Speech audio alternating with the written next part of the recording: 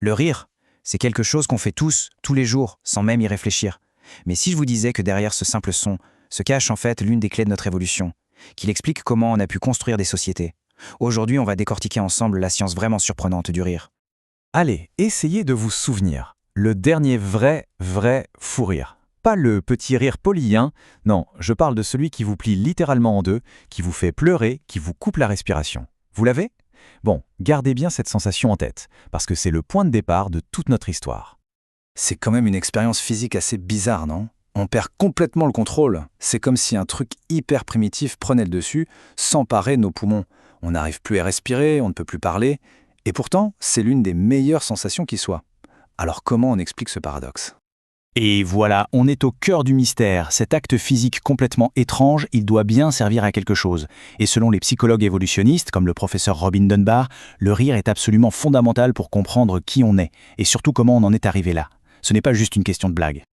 Alors le rire, c'est un peu notre drogue naturelle, si on veut. Ça inonde notre cerveau d'endorphines, ces fameuses molécules du plaisir. Et le truc le plus dingue, c'est à quel point c'est contagieux. Un seul vrai rire peut mettre le feu à une pièce entière. Et c'est là précisément qu'on commence à toucher à sa vraie fonction sociale. Mais pourquoi ? Pourquoi est-ce qu'on aurait eu besoin d'un outil social aussi puissant ? Pour le comprendre, il faut faire un sacré bond en arrière, je vous préviens, plusieurs millions d'années, et s'intéresser à un problème majeur que nos lointains ancêtres ont dû affronter. Chez les primates, nos plus proches cousins, le lien social, la confiance, ça se construit et ça s'entretient surtout par le toilettage mutuel. Vous savez, le fameux grooming. C'est une activité qui se fait à deux, qui prend un temps fou, mais qui est absolument vitale pour la cohésion du groupe. Sauf qu'il y a un hic, et il est de taille. Le toilettage, ça prend énormément de temps. Un primate peut y passer jusqu'à 20% de sa journée. Du coup, cette méthode, elle impose une limite très stricte à la taille du groupe que l'on peut gérer. C'est une sorte de plafond de verre qu'on estime à environ 50 individus. Le problème, c'est qu'il y a environ 2,5 millions d'années, le cerveau de nos ancêtres a commencé à grossir et leurs groupes sociaux aussi. On a atteint ce que les scientifiques appellent le nombre de Dunbar, c'est-à-dire environ 150 personnes. Et là, à cette échelle, le toilettage physique pour garder tout le monde soudé, c'était devenu mathématiquement impossible. Il fallait trouver autre chose. Alors, comment on fait pour maintenir le lien dans un groupe aussi grand quand on ne peut plus passer son temps à s'épouiller les uns les autres ? La solution que l'évolution a trouvée est d'une élégance redoutable. C'est ce qu'on appelle le toilettage vocal. Le toilettage vocal, c'est le concept clé. L'idée, c'est que le rire permet de toilettager plusieurs personnes en même temps, à distance. Et ça déclenche dans leur cerveau exactement la même vague d'endorphines que le contact physique. C'est une solution incroyablement efficace au problème de la taille du groupe. D'ailleurs, notre rire a évolué pour ça. Le rire d'un grand singe, c'est une sorte de halètement assez discret. Le rire humain, lui, il est devenu une série d'expirations très sonores, très puissantes. C'est un son qui est fait pour être partagé, pour créer une sorte de chœur, une performance collective.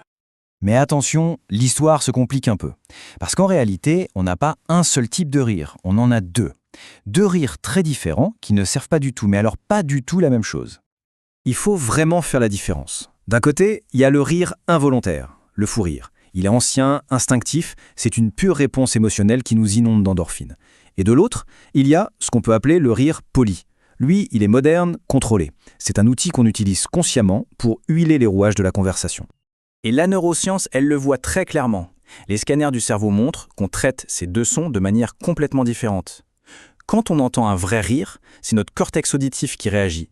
Mais quand on entend un rire poli, ce sont les zones du cerveau liées à la théorie de l'esprit qui s'allument. Celles qui nous servent à essayer de deviner ce que les autres ont dans la tête. Décoder le rire, c'est une compétence sociale hyper complexe. D'ailleurs, on met des décennies à la maîtriser. Les tout-petits sont fascinés, mais ils n'arrivent pas à faire la différence. Ce n'est que vers la fin de la vingtaine qu'on devient un vrai pro. Et ce long apprentissage, c'est peut-être une des raisons pour lesquelles l'enfance humaine est si longue.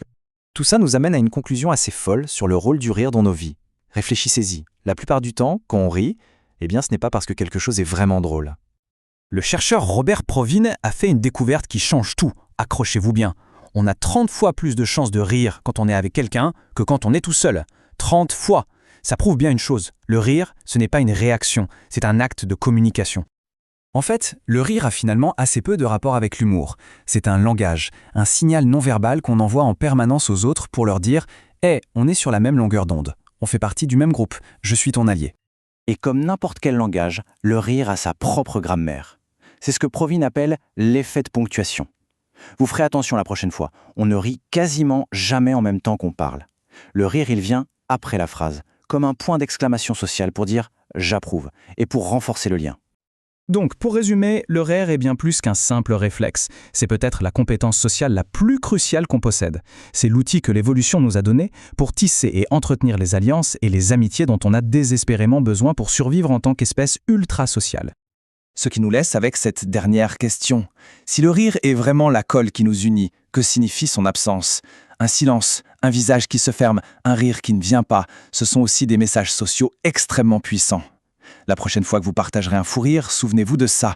Vous ne faites pas que vous amuser, vous êtes en train de participer au plus ancien rituel social de toute l'humanité.